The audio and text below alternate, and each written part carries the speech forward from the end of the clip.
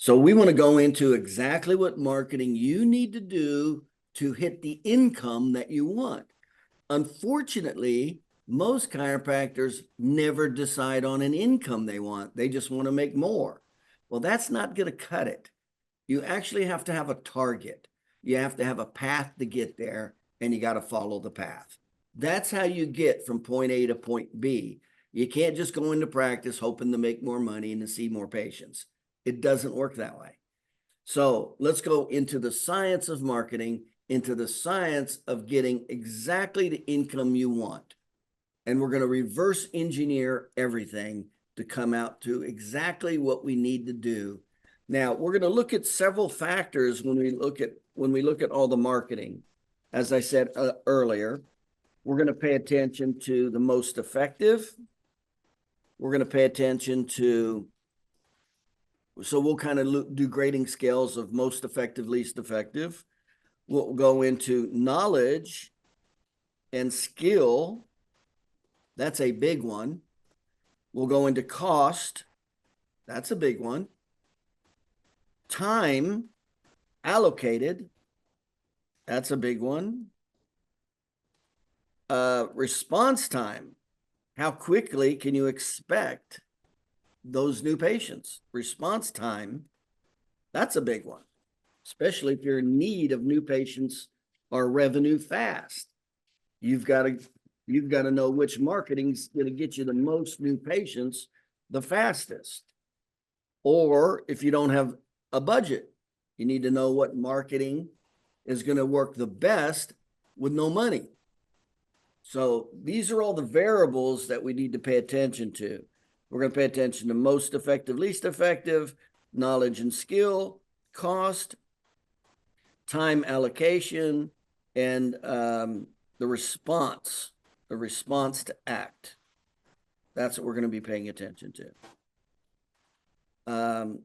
And let's also just include effort. Some marketing takes a lot more effort than others also, okay? So having said that, let's move through. And remember, we're looking at 4 major marketing systems. There's essentially 4 systems that you're going to be dealing with that encompasses all the potential marketing, okay? So just a quick reminder of the marketing formula. Remember, the marketing formula is your target market times your marketing campaign, establish need, minimize money, minimize time, make the offer. So that's just a very good generalization of paying attention to the sequence of marketing, whether it's advertising, educational sales, publicity, etc. Now, this is a very important number right here. Cold calls. This is the percent of this. When I saw these statistics, it totally changed how I saw marketing and exactly what I did in marketing. In other words, I became way more effective understanding what I'm getting ready to cover right now. So number 1 is cold call. You will only get 1%. Now, this is generally speaking, you will only get 1% of your advertising or your marketing if it's a cold call. Now, what's a cold call? A cold call is you don't know them, they don't know you. So you don't know anything about them. You don't know if they have a problem. You don't know if they're a target market. You don't know if they live in the area. You know nothing. That's a cold call. That's the lowest probability. You know, and an example would be like going out and doing screenings. Whoever comes in front of you is a cold call. You don't even know if they have a problem or a chiropractic problem.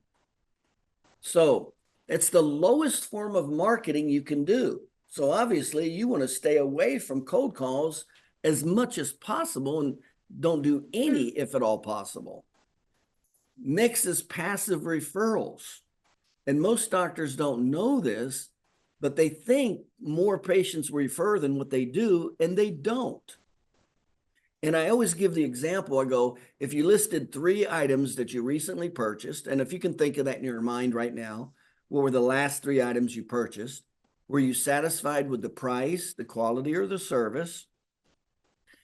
Now, obviously, if you were not satisfied with the price, quality, or service, you wouldn't refer. Matter of fact, you might say something negative. But if you were satisfied with the price, the quality, and service, how many of you referred those last 3 products or services you bought? How many of you went out of your way to tell somebody, hey, this is good, go buy it? It's only 7%. It's a real small number. So the vast majority of your patients that come in your office that are satisfied, they move on with their life. They got to take little Johnny to soccer. They got to go to the grocery store. They got a life to live. They're not interested in building your business. So it's 7%. Now, the reason that's important to know is you cannot wait around for 7%. You can't wait around just to treat people good, give them good quality service and price, and expect to build a practice. That's only 7%. That'll take you forever. And remember, that 7% has to be in front of the 8% that are looking. So it doesn't matter if you tell somebody to go buy a product or service and they don't even have a need for it. They're not even looking to buy it. So you got a real small number, 7%, that's going to be in front of another small number, 8%, that's actually looking to buy chiropractic within a year. And that's not 8% a day. That's 8% over 365 days, one of those days. So you could go for the referral in one of those days where they're not even looking for a chiropractor. And then 2 months later, they hurt their back and now they need a chiropractor, but you're not there to give the referral. So this is why you can never wait for referrals. Now, leads, you can get as much as 15% because leads will already have a problem to some degree. So will we know all the characteristics of a target market when we do lead marketing? No. What will we know? We'll know if they have a problem to some degree. It'll be to some degree. So what's the likelihood of getting that business? It's low. It's 15%. So we don't want to spend a whole lot of time or money chasing leads. Now there's what's called active referrals. That's 55%. In other words, do you know what to say? Do you know what to say to a patient to get them to bring in their spouse or their son or their daughter? Well, that goes up to 55%. Matter of fact, we say all the time, our spouse referral program, if you're good at it, you'll get 1 in 3 new patients when you do the spouse referral program. But what do you have to know? You actually have to know something. You actually have to know educational sales to do that. You can't just talk to them. You can't just say whatever you want. You have to know the triggers. And there's about 9 triggers. There's 9 specific topics that you need to cover to create a referral. 9. So the least that you know those, the less likely you're going to get a referral. The more that you do know those, your chances of getting a referral go up significantly. So what do you have to know? You have to have some knowledge or skill to be able to do that. Not having any knowledge or skill, that number is not going to be 55%. It's going to be back down to 7%. Next is the introduction educational sales. Now that's when you take an introduction and you combine it with the form of marketing called educational sales. That is the most effective marketing there is, period, bar none. Why?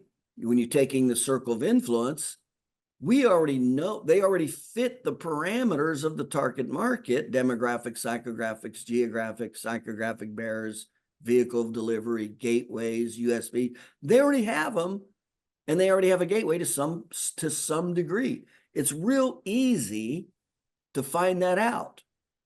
That's a huge, there's just no comparison. So when we take the introduction, the circle of influence, in other words, we got a right person. In other words, when we look at that S-curve of economics, we're talking about the 90 out of the 92% that are not looking for chiropractors, and 75% of them have a problem to some degree: back pain, neck pain, headaches, joint pain, arthritis, something like that. That's where that works exceptionally well, and that's an exceptionally large market. That's where the massive amount of new patients are. It's not the small, piddly 8% over a year. So that's where there's a tremendous amount when you match introductions. Now, an introduction is one of your, because we already have trust. We already know if they have a problem or not. So it's all unbelievably so much easier if there's already trust, like I'm dealing with a patient's spouse, and that patient's spouse has back pain, neck pain, headaches, or an old injury, that's going to be an unbelievably easy patient to get when you use the educational sales system. And then advertising, the national average for advertising is only 1%. 1% is considered normal. Now, 3% is considered good. And again, most chiropractors aren't aware of that. They think if they advertise, they're going to get a ton of new patients. I remember we did, when we did, and it's rare that we'd ever do this, but we did a discount cold call marketing, and it was very rare. But it may go to 10, like an example is like Valpak, it goes to 10,000 homes and you pay $600. Well, you only may get 2, no more than 3 new patients out of it. That's it. Well, it's a real problem if your patient retention is only 3 or 4. In other words, you lose patients pretty fast. You won't even make the money back to pay the $600 that you spent. But if you were good at patient retention, and you got 2 new patients and you kept them, say, for 25 visits, that's 50. And you had a 50% referral rate, so you knew how to get another 1 new patient out of those 2. So that would have been 3 new patients at 75 visits at a $50 per visit. You're at about $4,000. So that's the difference it makes when you know patient education and referrals. I spend $600 and I'll create $4,000 when I have the knowledge and skill. If I don't have good patient retention, I don't know how to create referrals, I'll get those 2 people and I'll lose them typically in 4 to 6 visits. As soon as they start feeling better, they're gone. And that's why it won't work.